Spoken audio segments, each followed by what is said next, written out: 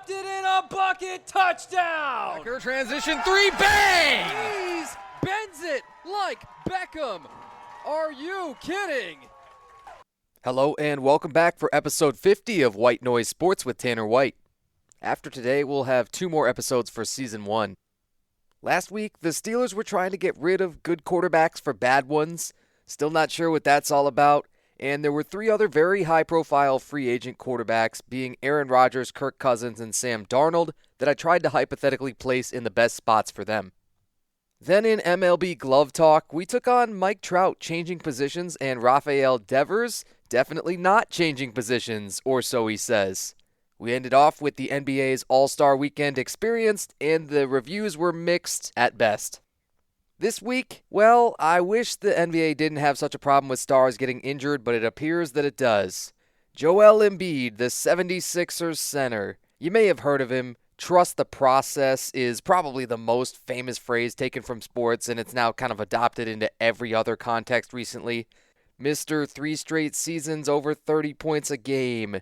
Mr. MVP 2 years ago. Mr. averaged literally 34.3 points a game last year, but didn't play enough games to qualify for any awards. The one and only ability Embiid doesn't have is availability. The top concern currently is a left knee injury, and there is talk that it's threatening his career. Where did it all start with Embiid? Believe it or not, as soon as he was drafted, he should have been a rookie in 2014, but it took him 2 years of injuries before he ever actually stepped foot on an NBA court. He had foot surgery a few days before the draft in 2014. The Sixers still drafted him 3rd overall after 1 solid year at Kansas. I don't know how many people are really going to be with me on this, but I think Embiid is maybe an even greater case of what could have been than Mike Trout, who we honed in on last week. Now, there are murmurings and even fake news floating around right now that Joel is retiring. The internet being what it is, I saw posts on Threads and X going crazy saying that he retired on this Monday, February 24th. Hopefully that gets all cleared up and taken down by the time this one comes out, but the wild part is that news was attributed to Shams Charania, who's become the top NBA insider and is usually spot on. What is certain with Embiid is that he hasn't played this week, and he and the team are poring over all of the options for his left knee. It's the same knee he tore the meniscus in just over a year ago. What all this sounds like to me is the injury wasn't quite back to 100% by the time he got back on the court for this year, right? It's tough to call it rushing a player back from injury when, 1, you need them as badly as Philly needs Embiid, and 2, he had plenty more time to recover than that surgery usually takes. Still, though, trying to prescribe or predict on an individual basis how somebody's going to recover is super, super tricky. And it makes you wonder, are we ever going to be able to, genetically alter people's injury rates? It sounds pretty AI, it sounds pretty futuristic, but if it leveled the playing field for athletes that are this talented, where it doesn't appear that their issues are necessarily their fault, I would sort of be down for it, believe it or not. For a 7-footer, Embiid is one of the most uniquely talented we've ever seen. He happens to have overlapped most of his career with the Nuggets' Nikola Jokic, a 3-time MVP, so that makes you a little bit numb, right? But centers just never used to be like this. Embiid has a career high of 70 points. That was 1 point away from a top 10 scoring game of all time. He's not a great 3-point shooter, unsurprisingly, right around 33% for his career, but he can take them and make them. He's really not a mid-range shooter at all, but I don't see a reason why he should be, considering how he owns the paint. He's hit free throws at 83% for his career, 88% for this year and last year combined. That is bazonkers for anyone, let alone a center. You're always going to get the high-flying dunks. You're going to see he's incredibly strong through contact, even double teams. All of this, and we're speculating about this guy's career being over at 30 years old. It has to be studied why injuries are seemingly so much more common for the huge megastars in the NBA as opposed to other leagues and what can be done about it. I've mentioned this before when talking about that 65-game minimum requirement to be eligible for awards, but it truly precludes some generational talent. Embiid's listed weight has typically been around 280 for most of his career, and usually I would say I don't expect that to be a problem for a 7-footer, but we've seen players that let their weight, creep up throughout the weeks and months of the season and even over the course of their careers where they start to suffer some consequences down the line. As up-to-date as I can be, Embiid has not been shut down for the season, so that suggests to me that no one has made any dramatic interventions yet. Like everybody else, I'm definitely interested to see what they decide and if he can get on the court at all in the meantime and help Philly win some games. The other 7-footer in the injury news right now is Victor Wembanyama. I saw this story right after I had recorded last week's episode, and I wanted to slip it in there, but I just ran out of time. We're still going back and forth on how tall Wemby is, but it seemingly has to be between 7'3" and 7'5". I have often wondered, somewhat ironically, if people that tall struggle with blood circulation. And now he's been shut down for the year with a deep vein thrombosis in his right shoulder. To think you can do so many things right in terms of the strength and conditioning. You can have all the basketball skill in the world. You can have your nutrition on point. And still at 21 years old, you can have an issue like this that you have no control over cost you the rest of the season. I'll do my best not to call him Gumby, but just know that I want to. There are so many totally valid reasons why people call Wemby an alien. He won Rookie of the Year, and he was second in Defensive Player of the Year, which naturally, that was the highest a rookie had ever finished in that vote. He still looks a little bit thin for a pro athlete, of course. Every offseason, his priority is going to be putting on muscle, but he's weighing in about 235 to start this year. He combines all the great things that the other top centers in the game can do defensively with some really, really good shooting range. I don't see how it would ever be possible. Just like the physics of this. How could you block a jump shot of his unless he's also being guarded by a 7-footer with his same level of athleticism? Think about when he elevates for a jumper and where he releases the ball from. Then the least fair part about him maybe is that he can kind of create shots for himself and other people with all the skills of a guard. This man's just for show averaged 3.5 blocks a game for his career so far. He would have to maintain that current pace for essentially 20 years to have a chance at passing Hakeem Olajuwon for the all-time blocks record, but he'll always be this tall. I think it could actually still be in play, that all-time blocks record, if he makes a full recovery and then he has no more recurring issues. Fingers crossed on that. The Spurs had just traded for the Kings' top guard, De'Aaron Fox, and that was supposed to be an amazing pairing with Wemby. Now they're going to have to try and survive without him and without maybe the greatest coach the league's ever seen, Greg Popovich. He had a stroke before a game in November, and he hadn't been with the team since then. Now, just this week, he announced he's not coming back this season at all. What a snake-bitten franchise this is right now. Now, granted, from, year 2000 onward or so up until, nearly the retirement of Tim Duncan, the Spurs were pretty spoiled, but, the bottom is falling out. San Antonio's 24-33 on the year. They're 13th of 15 in the Western Conference. They might want to consider tanking the rest of the way for a decent chance at a lottery pick. They couldn't win a ton of games with one of the best big men and best coaches, so their odds of winning without either of them, especially enough to make the play-in tournament, I'm going to say they're in the toilet. Now, it's not quite draft time yet in the NFL, but I already want to speculate a little bit on the number one pick and the way it can change the league landscape. I am so ready for the NFL Combine and to completely overreact to somebody's arbitrary fitness testing goal that we automatically assume will make them a good football player. You'll likely recall that the lowly Tennessee Titans have the number one pick right now. A ton of other teams had a shot at it all throughout the year. You had the Browns, the Patriots, the Giants, but being the worst of the worst has its perks. The top overall prospect by most experts, and the man who I expect right now will go number one, is Abdul Carter out of Penn State. Carter had 12 sacks this season as a junior. There were 6 other guys ahead of him, but the full package with him is pretty awesome. When you look at him physically, you see he's 6'3" and about 260 pounds.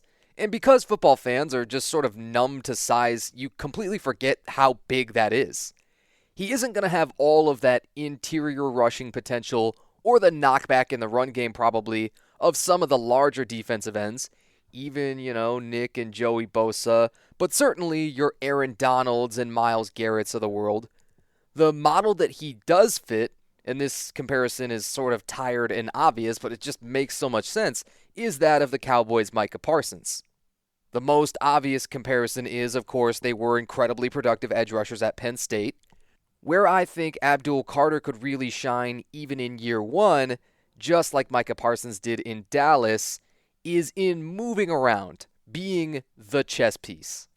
Playing both the right and the left, or the strong and the weak sides, he could play on and off the ball. He could be standing up in a 2-point on rundowns and have his hand in the dirt on passing downs, even move him inside to middle linebacker in long yardage situations, have him play some coverage. That's sort of where the outside linebacker prototype is going in the league as I see it.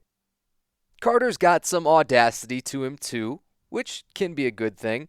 He just called himself the best player in the draft this week, and he clearly stated that that means he should be drafted first overall. I'm sure he probably hopes that the Titans trade the pick to someone else too, but if there's any team that isn't 100% desperate for a quarterback who's picking first overall, then yeah, I think a versatile end/linebacker is a really good choice. Here's the kicker with Abdul Carter though, and what might throw a wrench in all of his plans. He injured his shoulder in the college football playoff semifinal, and he isn't going to be able to work out at the combine. Hopefully he's ready to go by Penn State's Pro Day. And for anybody not familiar with the term, as I know it's a term that's thrown around a lot, it's a buzzword, and it does impact tons of guys' futures. A Pro Day is the final opportunity for any player that's draft eligible to do drills and athletic testing after the combine. They're usually held at the players' respective schools, and they start something like 3 weeks after the combine. Now, the newest of news with Carter, this just to my knowledge came out on Thursday, is he also has a stress reaction in his right foot and might need surgery on it. That will be a huge decision. If, let's say, he were to get the surgery, he'd be out projected 8 weeks or so, which would have him available again right around draft time to work out. That's a huge risk, though, if he does take that surgery. Because remember, the guaranteed money available goes down as you move down the draft board. If he doesn't need surgery, and he can prove that by running and testing really well at the Penn State Pro Day, then maybe this is all a non-issue, the shoulder and the foot injury, but could the overall concern here still cause teams to put him a little bit further down their list? I still think he'll be the first defensive player off the board at worst, but we deal in a ton of hypotheticals around here. Don't hate the player, hate the game, that's just how sports works. So let's say that this injury and any results from it, whether he decides on surgery, whether the shoulder at any point could hold him back, and he ends up going a little bit later in the draft. Who would I then see being the number one pick? I still wouldn't be surprised at all if it's the son of Deion, Shedeur Sanders out of Colorado. He has said that he isn't going to work out for teams at the combine. He's going to bet on himself for right now, and then he will also have the Colorado Pro Day. Sanders will be there at the combine, but likely just to do interviews. I mentioned last week how many teams are going to be looking to draft a quarterback. I noted, presumably, at least 7 of them. I don't think there's any chance at all that the absolute best football players to come out of this draft will be quarterbacks, but they'll certainly be drafted like it. And that happens pretty often, right? Quarterbacks, just if anybody's going to reach on a position, it's typically that. Cam Ward, the quarterback from Miami, is the other likely option to me to go number 1, especially if it is the Raiders that try to trade up to number 1. My number 3 pick is by far the least likely, and I think would be way, way more interesting. The Heisman Trophy winner, Travis Hunter. I think any team who would be willing to take him number 1, whether it's Tennessee, Cleveland, the Jets, the Saints, the Giants, you name it, they have an obligation to let Hunter try to play both sides of the ball.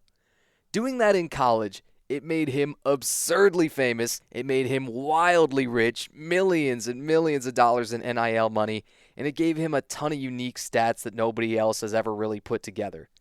The Titans are fairly strong at corner, and defensively all around, not so bad, but pitiful at receiver. So maybe it also becomes a question of where you prioritize using him and where do you get him more snaps. He cannot play every offensive and defensive snap in an NFL game. I don't believe there is an athlete alive that can, go ahead and quote me, but just consistently being used on both is such an awesome thought. Those are the only other three players that I see with a legitimate chance of going number one: Shedeur Sanders, Cam Ward, and Travis Hunter.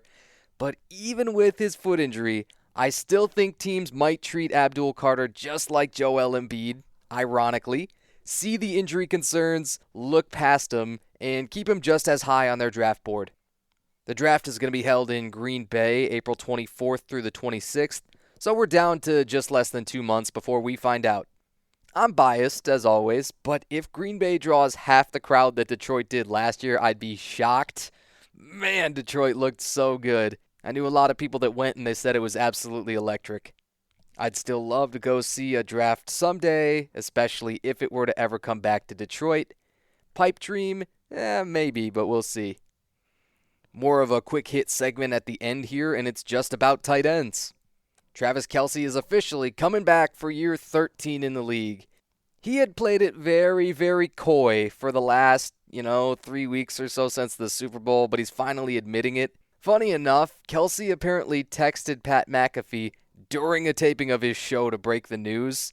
I laughed, but I was also asking people to make some side bets with me at the Super Bowl about the odds of him retiring after the game, proposing to Taylor Swift maybe, or both, and the action was pretty hot there. In my mind, he is not that far away from wrapping up the tight end GOAT debate. Not to be outdone, though, noted Fox studio analyst and party animal Rob Gronkowski was rumored to be thinking hard himself about coming out of retirement. Teams he had been linked to were the Broncos and Bengals, and yet this also turned out to be fake news. I hadn't even planned to make this sort of the fake news episode, but it's just so easy to craft some fake tweet or threads or Instagram post and make it look like it came from somebody who would actually know something. I wish this one were true. There is not a single team in the NFL that wouldn't get a little boost from a couple Gronk spikes and some of the greatest run blocking we've ever seen at the position, right? But he's been out of the game 3+ years now. He would be 36 at the start of the season, and I'm sure that he is making a mint as an analyst and with all the commercials. The tight end position across the league could use some help, but the upcoming youth movement, really started by Brock Bowers and the Raiders, and the changing of the guard should help it out a ton. That'll wrap up episode 50. Almost at 1 year strong. I'm thinking of a March Madness preview next week, maybe, if I can build that out pretty much from scratch. But I'd need to start getting into watching and studying it more in the meantime. I'm nothing if not flexible, though, and hey, you'll find out. This has been episode 50 of White Noise Sports with Tanner White. Thanks for joining me. He dropped it in a bucket. Touchdown! Becker transition three, bang! He's bends it like Beckham. Are you kidding?